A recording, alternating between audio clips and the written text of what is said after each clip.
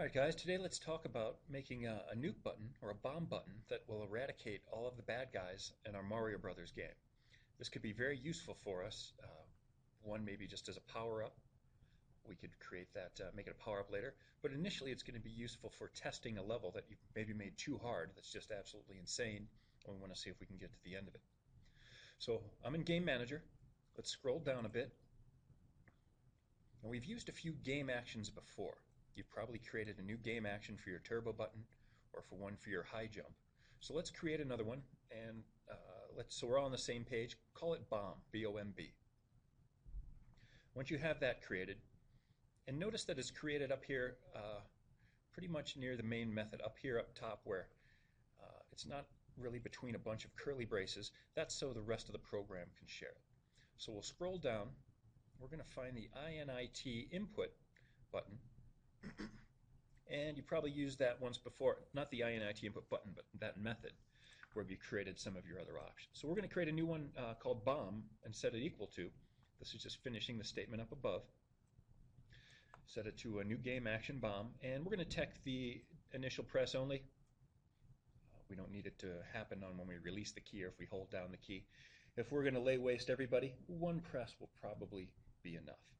So create one right there in its own brand new object creation. So set that up. And once you have that going, we're going to have to map a key. So pick any key you want. You might use B if it's not being used, B for bomb. And then once we have that running, let's find our check input method. This could be it. Check input. Now that we've found the check input method, we're probably going to need an if statement. So we see we have if exit is pressed. We probably use some other ones for some of you. This is the code I'm using hasn't been modified anyway. So you might have if your other buttons are pressed, something like that.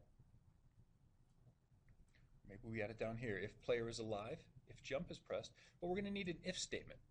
Because once we have our if statement created, we're going to add some code into it that eliminates all of the bad guys. So once you create that if statement, leave what's between the curly braces blank, and somewhere in this code, in this file, there's an area where, if you jump on top of one of the bad guys, it kills them and removes them from the screen. So the next thing we have to do is find that.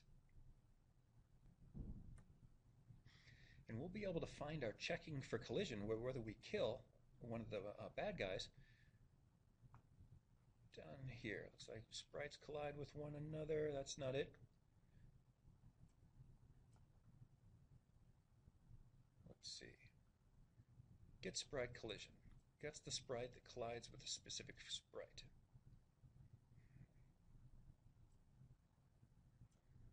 Iterator I. An iterator is something for a loop. So that's going to be a variable used to keep track of the loop right here.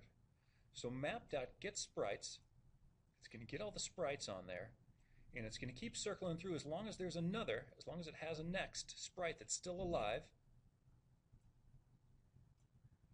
We can kill off and remove that sprite.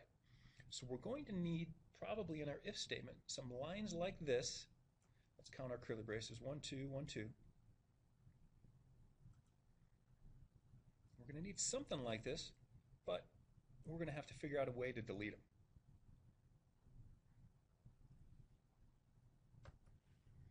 So I'm thinking, since we want to loop through, we want to run through the list of sprites and just remove them, we're going to need this line to keep track of how many times we go through our loop. This line, we'll need our closing curly braces, and let's throw in this one just because it has a next on it. So that probably maybe advances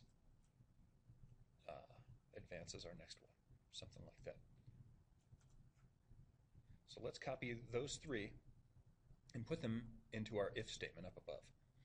And then what we want to do is see if we can find some code where the sprite image is removed.